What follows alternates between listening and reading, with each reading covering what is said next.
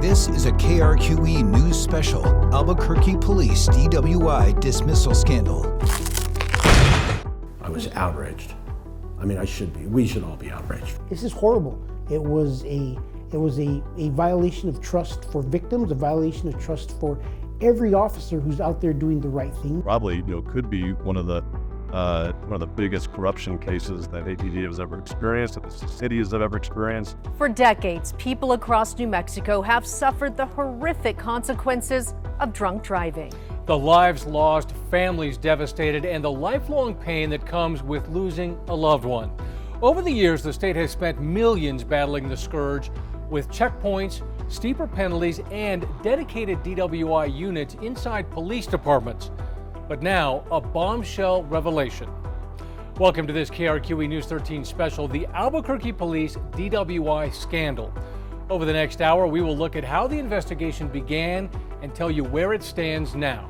It started in January of this year. News 13 learned the FBI was investigating Albuquerque police officers for a scheme that appears to involve officers taking money to get DWI cases dismissed. The allegations are outrageous, and it was clear from the start this could be the biggest police corruption case in Albuquerque's history. FBI raids, sudden resignations, and hundreds of drunk driving suspects off the hook.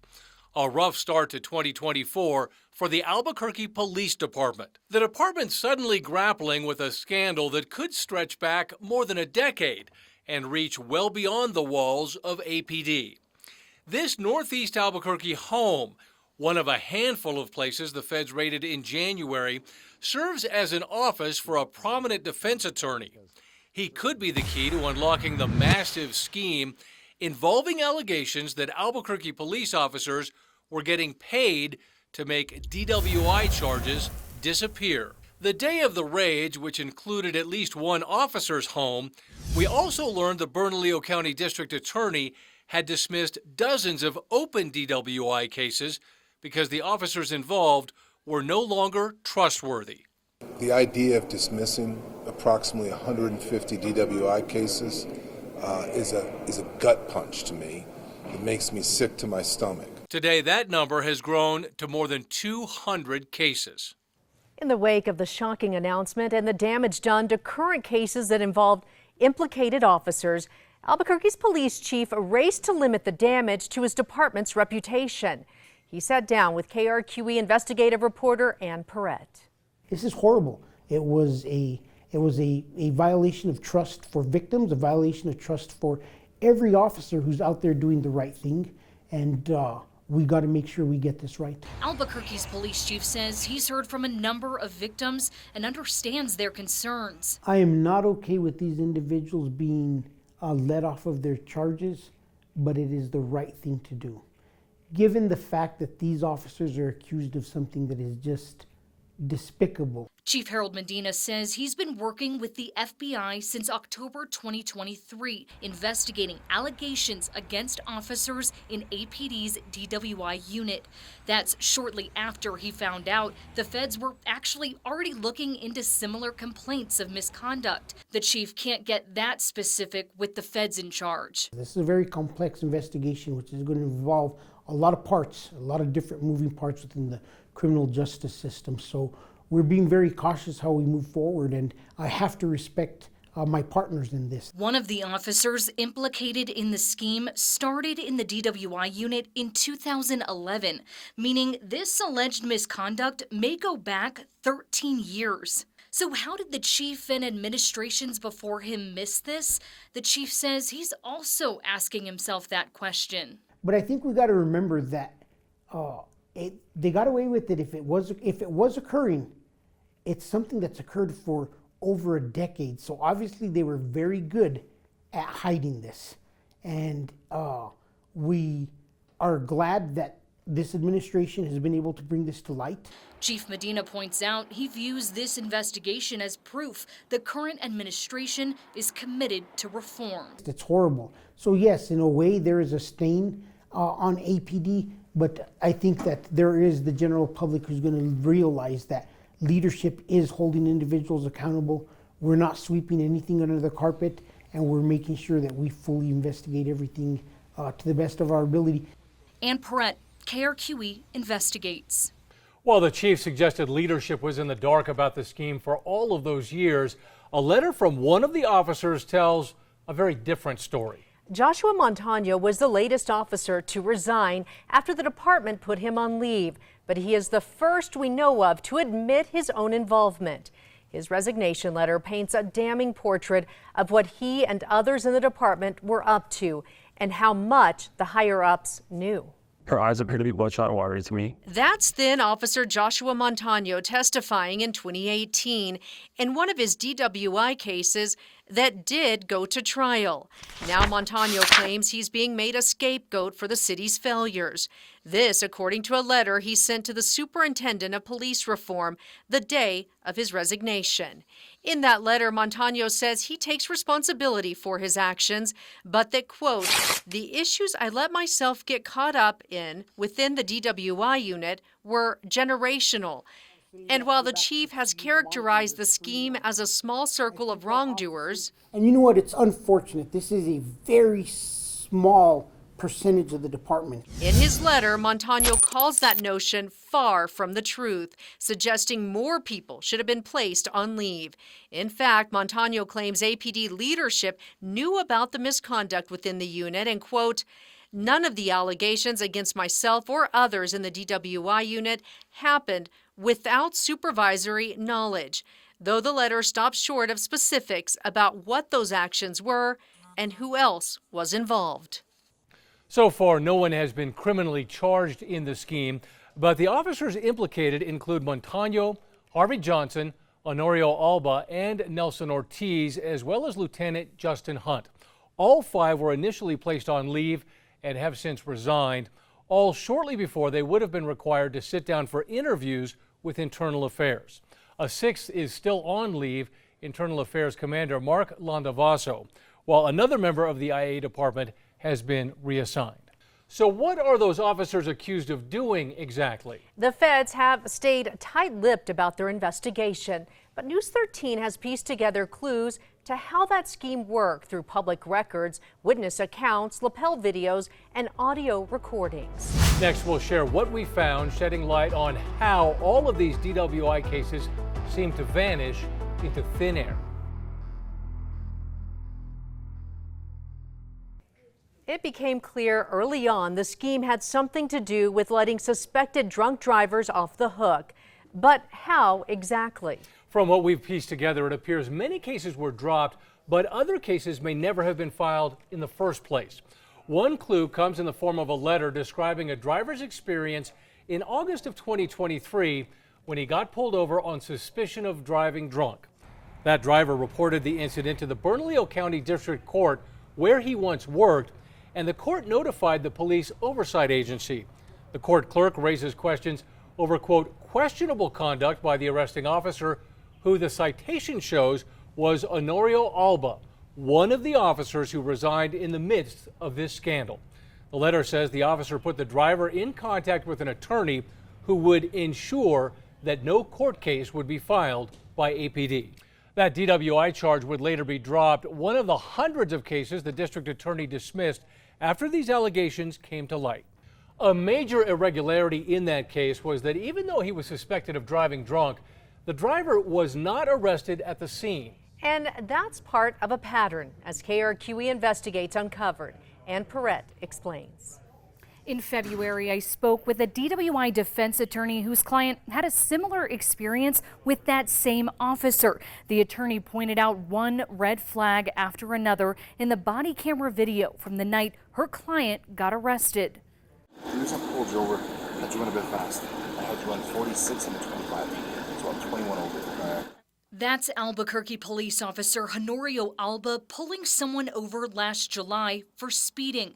He tells the driver he ran her license plate and saw her insurance is expired too. While she tries to pull up a copy of it on her phone, he asks if she's been drinking. She says no, but according to the criminal complaint, he believed her eyes were bloodshot and she smelled of alcohol. So he asks the woman to get out of the car. So whenever you're ready, you can begin the test. After multiple field sobriety tests and the woman complaining of the wind, You didn't do all these tests. She's arrested for drunk driving. We disagree. We didn't believe that there was probable cause to support his decision to arrest. An expected argument from a criminal defense attorney. M. Naomi Salazar's represented people charged with a DWI in the Albuquerque area for 30 years. She tells me not much surprises her, except what happened in this case after that arrest. Go walk straight to your left.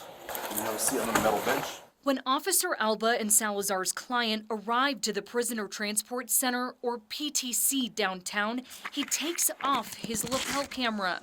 And it's supposed to be worn on the uniform so that it can pick up in a close proximity whatever the officer is observing. Attorney Salazar says he's violating one of APD's standard operating procedures, and she should be able to hear every interaction the officer has with her client.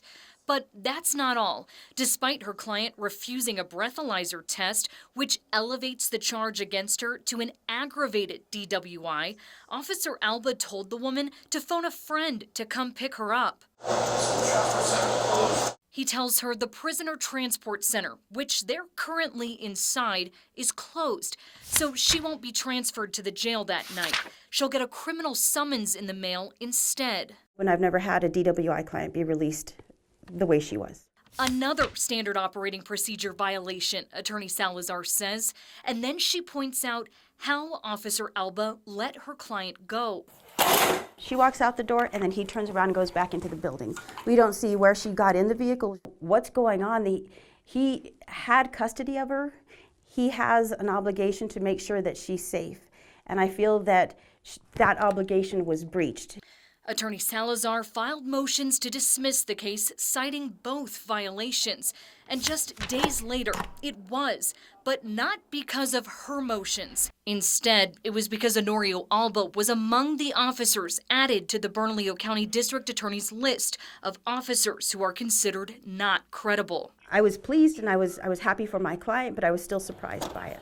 I didn't think it went beyond this case. I just thought it was some error, what I believe were errors in the way this case transpired. I didn't think that there was a big picture or it went any further. Albuquerque police confirms if the Prisoner Transport Center was closed, Officer Alba wouldn't have been able to walk inside the building, and he would have been expected to drive the woman to the Metro Detention Center to be booked for the DWI. We sifted through a number of Alba's cases, also now dismissed, and found others following the same pattern. Alba saying the transport center was closed and releasing the person he had detained, then filing a summons days or weeks later. KRQE Investigates uncovered an even more revealing DWI case showing how the scheme might have worked. Gabrielle Burkhart shows us the massive irregularities in how one of the other implicated officers handled a DWI arrest. This case is the clearest example we've seen yet of an APD cop making a questionable arrest, then steering the accused drunk driver toward a lawyer's office, also implicated in the scandal. It's shocking and quite frankly disgusting. If you need to get off of this, I do. You're at the right place. It was the most traumatic experience I've ever had in my entire life. Carlos Smith's nightmare goes back to June 25th last summer. I'm Officer Montano with APD. I stopped you for speeding. Yes, sir. Police lapel video shows the 42-year-old stopped by Albuquerque Police DWI officer Joshua Montano near I-25 in Central. Carlos, why are you going so fast, man? I apologize. I'm just trying to get over it. My bad. Okay. Where are you coming from? Downtown? Pizza place? Okay. Any alcohol tonight? No, sir. No? Can I look at your eyes real quick? Yeah. Officer Montano checks his eyes. Can you step out real quick? As the officer explains more field sobriety tests, Smith admits, saying he's concerned about his 16-year-old cousin who's watching from the car. Just try to relax. My cousin. Oh. All right. That'd be a good example. I shouldn't have sped. I'm sorry, sir. Well, let's just see how you do, okay? He does an eye test. One. Walks in a straight line, and for this one mentions knee problems. This is the bad knee, so can I do this leg instead? Any leg you like. Okay. 1, 2002, 2003. Smith then counts backward. 47, 46, 45, 43. And successfully recites a portion of the alphabet. F, G, H, I, J, K, L, M, N, O, P, Q, R. But in the end, I do have to give you the opportunity to do a breath test. Okay. I do have to place you in handcuffs and I do have to place you Seriously, sir? Caller, still give me a return around. Yes, sir. Thanks so much. To be truthfully honest, I was lost and super confused. I didn't know what to do, so I had no choice but to proceed and do what he asked. Leaving his cousin to wait for a ride. She's totally fine. Smith is taken to the Prisoner Transport Center downtown and willingly takes 2 breathalyzer tests. Montano takes off his lapel camera, so it's hard to hear this interaction. But I took off your eye watch. But you can see Officer Montano taking off Smith's Apple Watch and bracelet, something Smith's attorney says raises red flags. The fact that he took off his lapel camera to interact with Carlos while he was effectuating the arrest was improper, violates standard operating procedures, and again goes to show the officer's intent to extort Mr. Smith. After blowing below the legal limit of .08 twice, Smith was still arrested and booked into jail for DWI. It started to make more sense and put the clues together when he decided to leave me a voicemail. Hey, Carlos, this is Officer Montano with APD. I was just giving you a call because I don't know if you realize, but I'm sure you do that. Some of your jewelry was missing from your property from Sunday evening, and it looks like the PTC officers didn't put that in your property bag, but I have it. In a follow-up phone call, Smith says Officer Montano told him he could get his bracelet back from his attorney friend. Where did you go? And it was one of the houses that was raided and was on television. When I saw it, I was like, wow, I was at that house. Smith says he was sent here, defense attorney Thomas Clear's office, one of the places raided by federal agents in January. This scheme perpetuates a narrative that outcomes can be bought and sold. It undermines our entire justice system. The proof, he says, is in Smith's recorded interaction with Clear's paralegal Rick Mendez the day he retrieved his bracelet. I knew from that moment I needed to document everything, and I did. How are you, sir? Yes, I am, sir. Smith says Mendez handed him the bracelet. What is my next best step to try and not get this on my record? What do you recommend I do? If you need to get off of this, I do. Okay, you're at the right place. If Okay. you're one of those people that can live with it, then No. go hire a cheap attorney, not the cheapest. Okay. So we charge $8,500. You could do it in payments. And with me, you representing me, that would guarantee that this doesn't go on my record? Yes. Okay, and the odds of me not going with you and going with a public defender, what do you think about that? Roll the dice. Is it okay for a paralegal or an attorney to offer a guarantee to a defendant? That violates our professional code of conduct. That's 101. You do not guarantee outcomes. Smith's case was one of the hundreds of cases the district attorney's office was forced to drop because the credibility of the officer involved was called into question. I can't understand how a person can abuse their power that way. The only way that the public is going to be able to trust this police department is if they see the officers held accountable and the lawyers involved held accountable. Gabrielle Burkhart, KRQE Investigates. So just how successful was that attorney's office at getting DWI defendants off the hook? News 13 waded through years of cases to find out, and the numbers are shocking. We'll show them to you next.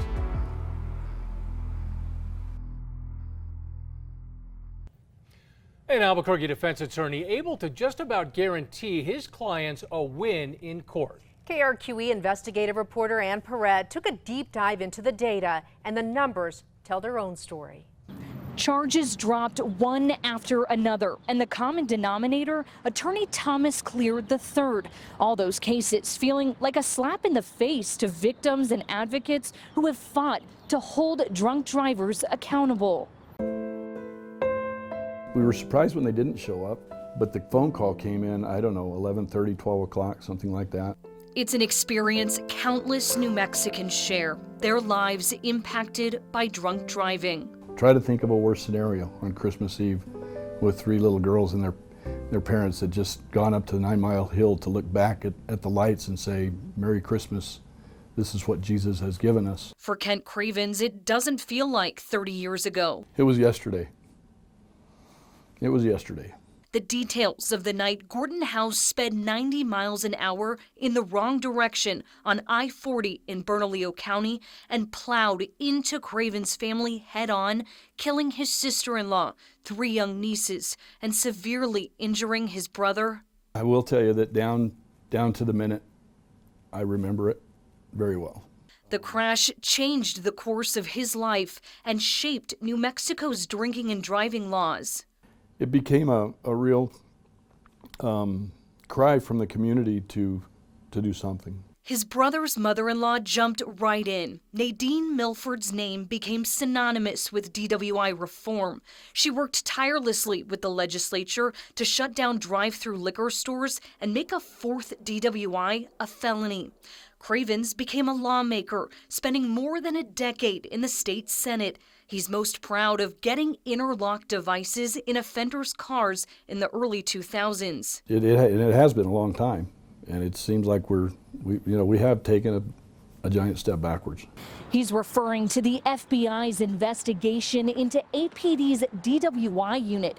Knowing the feds are zeroed in on at least one attorney, Thomas Clear III, our investigative team sifted through 6 years of his DWI court cases to find out how and why his clients' cases were dismissed. From 2018 through 2023, we found Attorney Clear's average dismissal rate was 63.3%. We also looked at the number of cases Attorney Clear had with the 4 Albuquerque police officers whose credibility has been called into question tied to this federal investigation.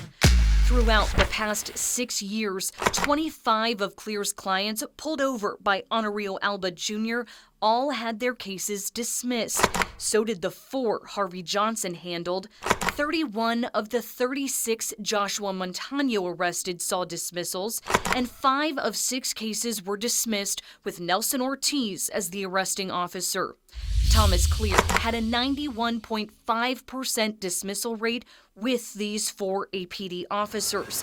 So if one of them pulled you over and you hired Attorney Clear, the numbers say there's less than a 10% chance you would be held accountable for that DWI charge. How? We can only look at reasons for a dismissal. Court records show officers repeatedly weren't showing up to pretrial interviews and hearings, which often led to a case being dragged out too close to the 6-month time limit, leaving no other option than to dismiss. Court documents mention in some cases, Alba and Montano couldn't even show up on Zoom. Other reasons for Montano's 31 dismissals, a flat tire, and not handing over evidence. We stopped by Clear's law office, which the feds raided in January, to ask about his high dismissal rate and the federal investigation. While Clear answered our knocks, he refused to answer our questions. No comment at any point, no phone calls or anything. Okay, thank you for your time. They owe this community a lot for this behavior here. Go serve your time. I hope they get convicted. That's a crime. Dear God. Wow. We brought our 6 years of data to Linda Atkinson, who's run the DWI Resource Center since the 90s. Her work involves presenting research-based solutions on how to curb New Mexico's drunk driving problem. Disgusting, despicable. To me, it really comes down to the law keepers are the law breakers. In those 6 years, the 4 APD officers pulled over a total of 71 people who then hired Clear, and a judge dismissed their case. We went through each one and shared with her 18 of them had previous DWI convictions, 10 faced new DWI charges after their case was dropped. It all makes sense. It's just, I start getting so angry looking at this again and thinking 30 years back, easy. Yep, no change. Atkinson says when guilty drunk drivers are let off the hook, there's no true deterrent, and that next time, they may not just be hurting themselves. Pretty corrupt, huh?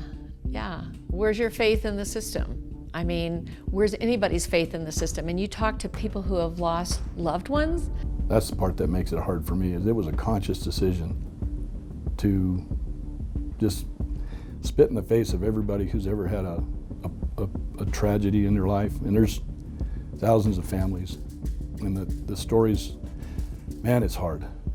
Ann Perrette, KRQE investigates. The pattern of officers skipping out on court has drawn intense scrutiny in the weeks since the scandal broke, prompting a flurry of finger pointing over whose job it is to track officer attendance. If they didn't show up to court, we rely on being notified by the district attorney's office. Not so, says the district attorney's office, who told News 13 they were not obligated to send a notice to APD when an officer missed court. The chief later countered it was not a formal arrangement. As of this moment, no, we do not have agreements with any of the entities that we're working with.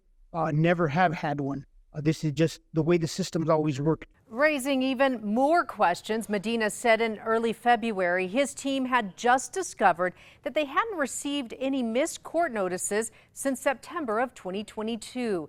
That's nearly a year and a half, and somehow no one noticed. We are working to figure out why we weren't getting as many notifications or where our notifications are going. Now look at it. I'm not pointing fingers anywhere. We just don't know. Medina said that's something the department is working with the DA's office to rectify. The issue prompted heated questions from city councilors, with the chief arguing that missed court might just be a small piece of the puzzle. The first thing I'm going to just kind of mention is let's not get to assumptions that this federal investigation is related to missed courts. I think that's the first thing we all have to recognize. That I did not ask that. I didn't say anything about a federal. I asked about missed courts. President Lewis, Councilor Sanchez, I was just trying to make sure that we were aware of the fact that this could be bigger. Still, no one, not the officers nor any attorney, has been charged with the crime, as the Fed's investigation remains under wraps. But the FBI did sit down with KRQE Investigates to talk about investigations like this. That's coming up after the break. This is a KRQE News Special, Albuquerque Police DWI Dismissal Scandal. We continue our KRQE News 13 special with a look at what we've learned about the scandal inside APD's DWI unit. So far, we've heard from the chief, witnesses, potential victims of the scheme, even an implicated officer. But the FBI, who's behind this investigation, still has not spoken publicly about it. That's typical in federal cases, but Albuquerque's special agent in charge did sit down with KRQE investigative reporter Gabrielle Burkhart to talk about the ongoing battle against public corruption.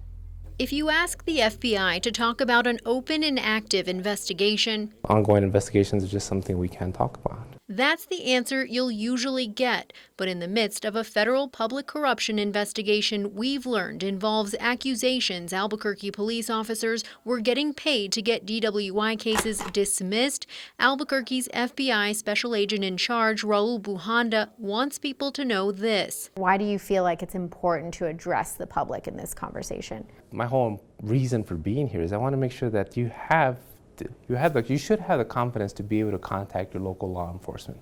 But more than that, you should have the confidence of reporting it to us, the FBI, and know that we will do something about it. No one is facing any criminal charges yet. But really kind of these hinge on someone doing the right thing, right? Someone being within those networks, someone being a victim to one of these crimes and coming forward and just reporting that, so that we can start to look at it, because these are very difficult investigations. While Bujanda won't talk specifics, he acknowledges cases like this impact public trust in law enforcement. When people see that, they feel that these are the people that were hired to protect us, and now I'm not even sure I even want to call them. And that's the last thing I want anyone to feel. Public corruption cases can generally take years, he says, with investigative tactics shrouded in secrecy to ensure there's accountability. It's possible that a public official could go to federal prison for committing a public corruption. Almost definitely. Yes, that happens all the time. While the FBI is known for tackling brazen crimes like bank robberies, terrorist threats, and kidnappings, Public corruption within the FBI has the highest priority. It's our highest priority when it comes to overall criminal threats. Not to say that it's more important or less important than other things, but to us, that type of violation is something that is just not tolerated or should be tolerated by those that we serve. And in this case, Bujanda says the public should expect to hear about the FBI's conclusions soon. We'll get a conclusion. We'll get to a conclusion soon. All those individuals that we see that are wearing the badge, that are supposed to do the right thing all of the time, that they are doing the right job for us. And if someone sees that that's not the case or has information that could be helpful for this or any other investigation, they need to come forward. They need to reach out to us. Gabrielle Burkhart, KRQE Investigates. At least one Albuquerque attorney we know of did come forward. Damon Eli, also a former state representative, has spent 35 years suing attorneys for bad behavior on the job. So when two people contacted him separately with similar stories about a scheme involving APD, he knew right away the FBI needed to know. The day they came in, I let the FBI know. And I didn't contact APD because they obviously have a conflict. And I was really proud of these people coming forward because I think it takes real courage to do it. Eli didn't give details about what he heard out of respect for the federal investigation. He also doesn't know whether his tips are what uncovered the corruption case. Albuquerque's police chief says he opened his investigation more than a year ago after receiving tips claiming misconduct within the DWI unit. Last fall, he contacted the FBI, he says, only to learn they were already on the case. Chief Medina says he had hoped to keep the scheme under wraps until the feds were ready to go public, but says he had to start talking when word of this scandal got out. I want everybody to hear this very clear.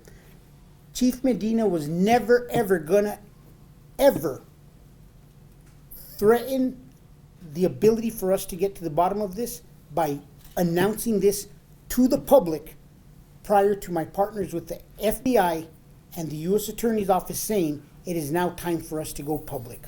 Whether federal indictments against the officers are coming, we will have to wait and see. In the meantime, KRQE investigative reporter Gabrielle Burkhart spoke with Chief Medina to see what happens on the department side.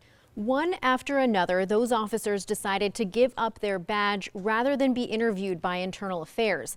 I wanted to hear from the chief to hear if they were a part of the scheme. How will those officers still be held accountable? You know, Gabriella, we can't force them to continue to stay here till we terminate them, but these individuals have immensely lost. There's some that are extremely close to retirement that are losing out. The resignations started in early February, and all 5 of these officers resigned by late March. The officers' tenures ranging from 8 to 24 years with the department. Financially, the chief says the officers are losing out on paychecks and a full career with retirement benefits. The chief also filed misconduct reports with the State Law Enforcement Academy, which could affect those officers' law enforcement certification. Chief Medina says the 5 who resigned are likely following their attorney's advice by quitting before their IA interviews. I think it looks horrible on the individual officer, and I think it looks bad and it makes them appear guilty. But I also know that an inconsistent statement or anything that they've told the FBI before could be a federal charge for lying to an FBI agent. So they have a lot at stake here coming back to us. The chief named a member of his top brass, Commander Kyle Hartsock, to run the internal investigation. He says the public will hear the results when that investigation is complete. We may never know just how many potential defendants never face prosecution because of the scheme. But we do know the DA has dismissed hundreds of cases since this scandal broke, since those implicated officers were involved. All I can tell you is that I have no choice. Next, a look at some of the flagrant behavior going unpunished. It makes me sick to my stomach, but that's what we have to do. Bernalillo County District Attorney Sam Bregman calling it a gut punch as he is forced to dismiss more than 200 open cases, mostly for DWI. That's because the cases were handled by the now former officers implicated in the scheme, whose names have now been added to what's known as the Giglio list, meaning their credibility is compromised. I have no choice. My prosecutorial ethics require me to dismiss these cases. Investigative reporter Gabrielle Burkhart shows us one of those cases. I looked into some of the cases the DA was forced to drop, including this stop, a driver accused not only of DWI, but also cruising down Central with his car on fire. The man police say was clearly driving drunk that November night is now off the hook.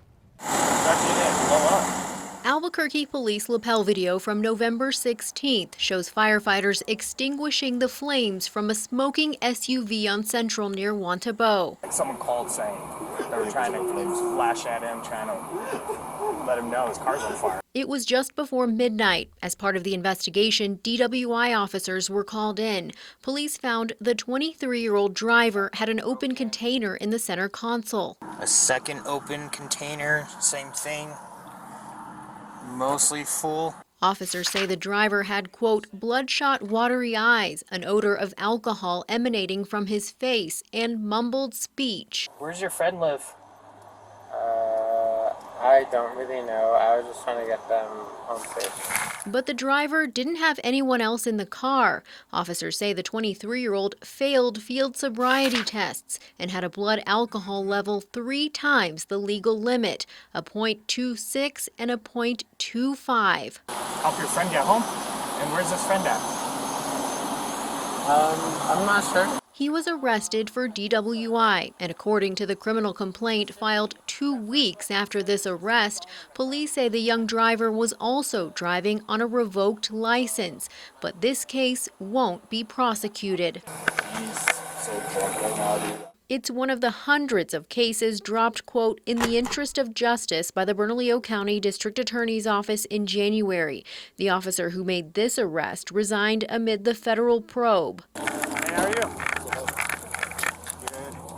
APD Officer Honorio Alba. He was awarded the 2023 Mothers Against Drunk Driving Officer of the Year from New Mexico. Was it just like some up in flames in the middle of the road type thing? Yeah, like someone called saying. In this case, there's no detention center booking sheet for the suspect that night. The officer wrote he was, quote, released from the prisoner transport center due to the prisoner transport center being shut down. Gabrielle Burkhart, KRQE Investigates. That dropped case is just one example of the fallout since Alba and the other officers were named in connection to the investigation. Another defendant whose case the DA dismissed, Alexander Borson Pope. Court documents show he was passed out behind the wheel of a Jeep, then got physical with officers. That would have been his 5th DWI had he been convicted. Also facing a possible 5th conviction, Rayburn Apache. What earned him his 4th back in 2016 was crashing a stolen truck into 3 vehicles, including a police cruiser. APD warned us about him back then. Somebody will end up getting killed because of this guy. He needs to stop getting behind a wheel or he needs to be locked up, one or the other. Also, Fernando Ornelas looking at a possible 8th DWI conviction and a decade in prison. His case, too, dismissed. Many questions still loom, like who else could be involved and how will the department make sure this never happens again? We look to the future of the investigation and the Albuquerque Police Department after the break. APD's DWI unit left in shambles after 5 of its officers resigned and the federal investigation continues. Chief Medina says the unit may never look the same again. He explains the changes he has already made and what else could be coming to stop a scandal like this from ever happening again. We recognize this is a complex investigation that started months ago. For the Albuquerque Police Department. It's been more than a year since APD started investigating allegations of misconduct against officers in the DWI unit. Then in October, APD learned the FBI was also investigating. Now Chief Medina says he's already implemented some changes to ensure his DWI unit is operating by the book, like having an officer monitor court cases. We've made one change with making sure that we have currently a lieutenant assigned to interface and communicate with Metro Court to immediately report any missed courts for the day from our DWI unit. The investigation has also led to a personnel shakeup in the DWI unit. Chief Medina says he has taken measures to make sure everyone in the unit is on the up and up. I've moved them to answer to field sergeants till we kind of see where everybody lands, but I understand they've all been spoken to and that there's been no allegations towards the remaining officers at this point. But he has more plans to revamp the unit, including putting limits on how long officers can serve. I'm actually working and looking at the idea of reorganizing the unit in a different way and putting a limitation on the amount of time that you can spend there. There's a lot of money for officers in DWI in court. They work with the same defense attorneys over and over again, and they could develop relationships. They work with the same prosecutors, and I'm going to need everybody to be working together to hold everybody accountable. And I think that it may be time that there's a limit placed in the amount of time that an officer spends in DWI. At this hour, there's no way to know where the federal investigation into corruption inside the Albuquerque Police Department will lead or who might be charged in this case. We do know the attorney implicated in the scheme has handled hundreds of cases with officers from across the metro, raising the question, could this scheme extend to other agencies? The Bernalillo County Sheriff's Office and state police tell us there's no indication their employees are involved, though state police is conducting an audit. In the meantime, News 13 will continue to follow every lead, dig through court files, and bring you every new detail of this story as we uncover it right here on air and online at krqe.com. Thanks for watching this KRQE News 13 special.